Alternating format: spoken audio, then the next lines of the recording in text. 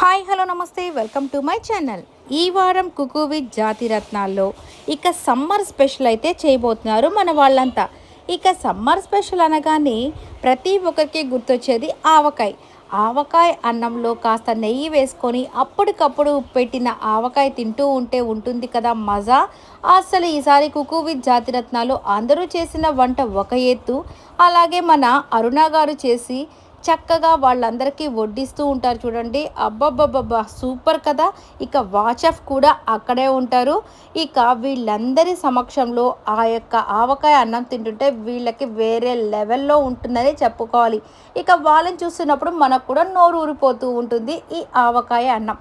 ఇక ఫస్ట్ వచ్చేస్తే అడ్వాంటేజ్ టాస్క్లు, అలాగే పేరింగ్ టాస్క్లు ఇవన్నీ అయిపోయిన తర్వాత మళ్ళీ కుక్స్కి ఏదో ఒక ట్విస్ట్ అండ్ టర్న్స్ అయితే పెట్టందే మన ప్రదీప్ గారికి కామ్గా ఉండరు కదా.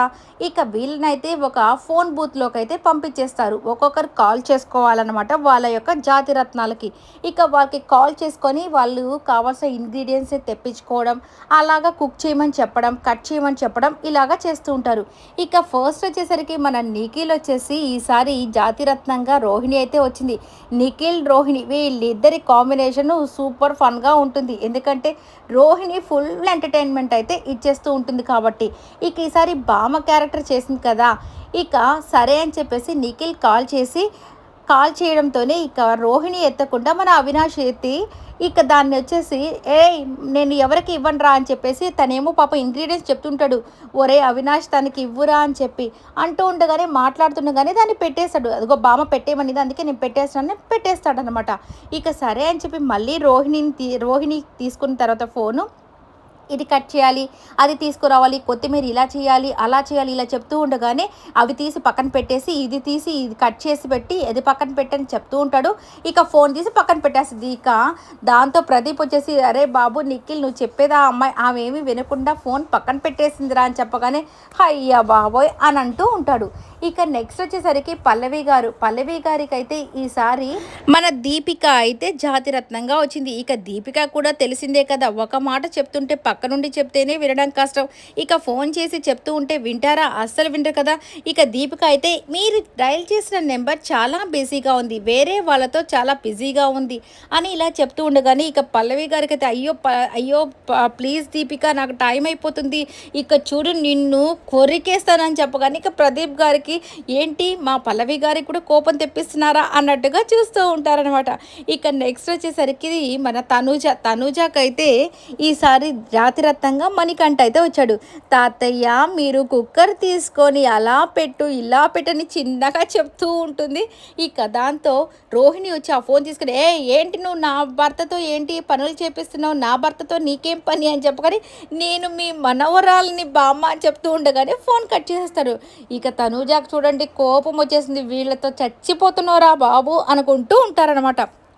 ఇక నెక్స్ట్ వచ్చేసరికి last and but not least ఆషికాకి సార్ వచ్చేసి మన అవినాష్ అయితే జాతిరత్నంగా వచ్చాడు.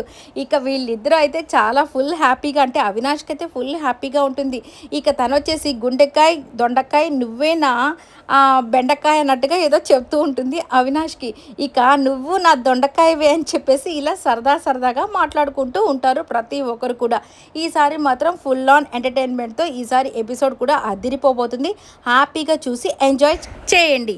అలాగే ఈసారి వంటలు కూడా పల్లవి గారికి చాలా రోజుల తర్వాత మంచి అప్రిషియేషన్ అయితే దొరికిందని చెప్పాలి.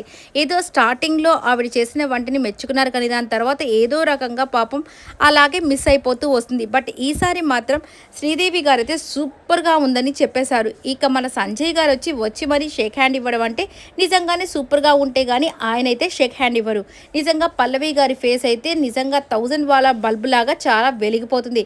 ఇక తనూజ చేసిన వంట కూడా సూపర్గా ఉంది కాబట్టి ఇక మన అరుణ గారు అయితే తనూజ ఇది మాత్రం వావ్ అన్నట్టుగా ఒకలాంటి ఫేస్ ఎక్స్ప్రెషన్స్ అయితే పెడుతుంటారు కదా, అలా పెట్టేసి నిజంగా తనూజను కూడా మెచ్చుకున్నారు. చూద్దాం ఎవరు ఈసారి టాప్లో ఉంటారు, ఎవరు బాటంలోకి వస్తారనేది చూడాల్సి ఉంది.